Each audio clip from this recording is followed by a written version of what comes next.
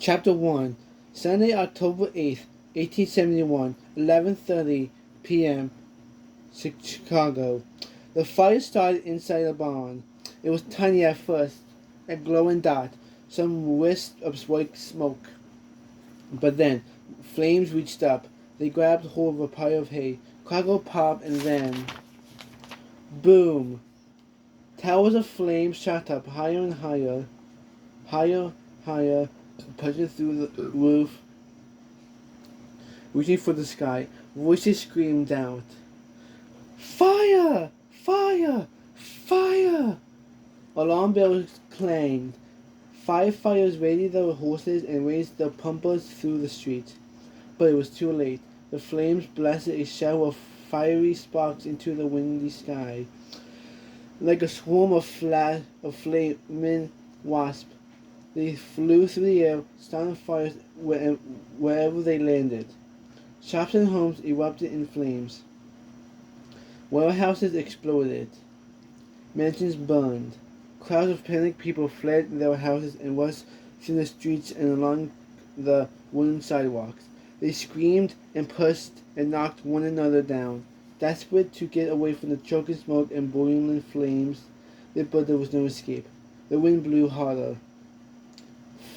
Flames shot hundreds of feet in the air, spreading across miles and miles, and in the middle of all of it was the 11-year-old Oscar Starling. Oscar has never felt so terrified, not even 2 years ago, when a killer blizzard hit his family's Minnesota farm. He was trapped inside a burning house, fighting for his life. He'd make it down the stairs, desperate to escape, and then crash! A ball of fire and cinders crashed through the window, and the house exploded in flames.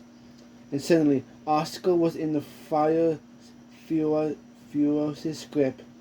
The flames clawed him, scared him, threw him to the ground. Smoke gushed up his nose and into his mouth. But the worst was the blistering heat, the feeling of being roasted alive. Was this the end? Oscar had never wanted to come to this city, and now he was sure he was going to die here. Chapter 2. 3 hours earlier, a train to Chicago. Don't puke. That's what Oscar has been telling himself for the past 9 hours as the train chugged and swayed and jugged its way towards Chicago. They crossed 400 miles of wide open prairie. For hours, Oscar has been staring out the window. There has been nothing to see but shoulder-high grass and a few scrawny buffalo that seemed to wave goodbye to Oscar with their swishing tails. Now that they were getting closer to the city, Oscar couldn't bear to look. He slouched down in his seat and glued his eyes to his dusty boots. "Are you feeling all right, Oscar?" Mr. Marlowe said. "I'm fine, sir," Oscar lied. "Such a long trip," Mama said, her freckled face shining with excitement. "I feel like we're heading up to the moon." Mama and Mr. Marlowe both laughed, but nothing seemed funny to Oscar. So much had happened these past few weeks, he was in a state of shock. Mama had married Mr. Marlowe. They had sold the Minnesota farm where Oscar had lived his entire life, and now they were moving to a strange city that might as well be the moon. No wonder Oscar felt sick. Of course, the real nightmare had happened 2 years ago, when Papa died. He was killed in a vicious blizzard, a wall of ice and snow, and wind that slammed into the prairie town with no warning. Papa had been trying to get home. His wagon crashed into a tree in the blinding snow. Even now, Oscar couldn't believe that Papa was gone. Papa was the toughest man Oscar knew. He'd been a sheriff in Dakota Territory. He survived a gunfight with one of the most brutal outlaws in the West. He carved a farm out of 40 acres of wild prairie. Papa was Oscar's hero.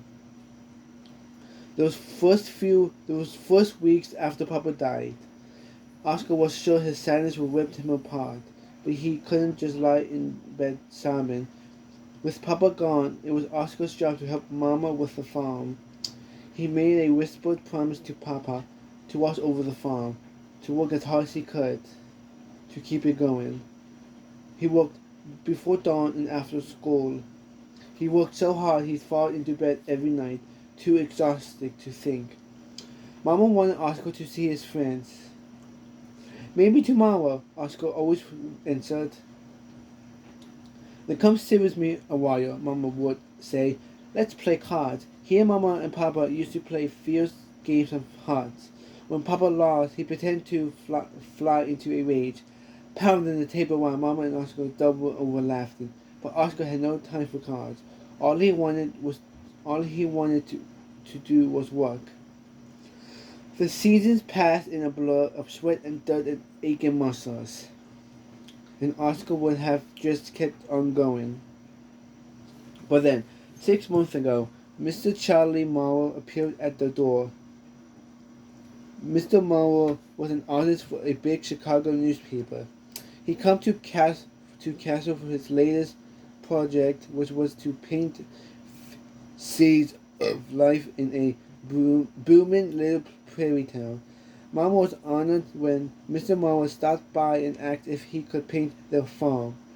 Each morning for a month, Mr. Morrow would show up just after the sun rose, waving at Mama and Oscar with his paint-stained fingers. "Hello," he sang out. He was a big man with jet black hair and a beard to match. Mama said he reminded her of a giant from a fairy tale, but the nice kind, she explained. Oscar liked Mr. Morrow well enough. He made Mama smile, that was for sure. Most nights after Mr. Morrow packed up his paints, he joined them for supper. Afterward, he and Mama would sit out on the porch and look over the day's paintings. Oscar, join us, Mr. Morrow would boom. But why did Oscar need to look at paintings of his farm? He lived there. So he made excuses and then falling asleep to the sound of Mr. Morrow and Mama's soft laughter drifting upstairs. After Mr. Morrow went back to Chicago, Mama seemed to get a letter from him every single day. So maybe Oscar shouldn't have been shocked when, 2 months ago, Mama sat Oscar down under the apple tree with some big news. "He asked me to marry him," she said. At first, Oscar laughed. "Mr. Morrow? He was nothing like Papa. He was an artist. An artist! What was that even a job?" But then Oscar noticed how Mama's eyes were twinkling. "Oscar," she said, "I want to say yes." Oscar stopped laughing. "He's a wonderful man," she said, "and what a life we'll have with him in Chicago." At first, Oscar just sat there like he'd been smacked in the head with a shovel. Leave the farm? Move to Chicago? But what about his promise to Papa? Oscar begged Mama. He pleaded with her. He tried to make her understand that they needed to stay in Castle. "Papa wouldn't want us to leave here," he exclaimed. But then Mama looked at Oscar with her hopeful eyes. "Oscar," she said quietly, putting her hand up to Oscar's cheek. Her fingers were like Oscar's, covered with crosses and scars from the scrubbing and reading and washing that filled her days.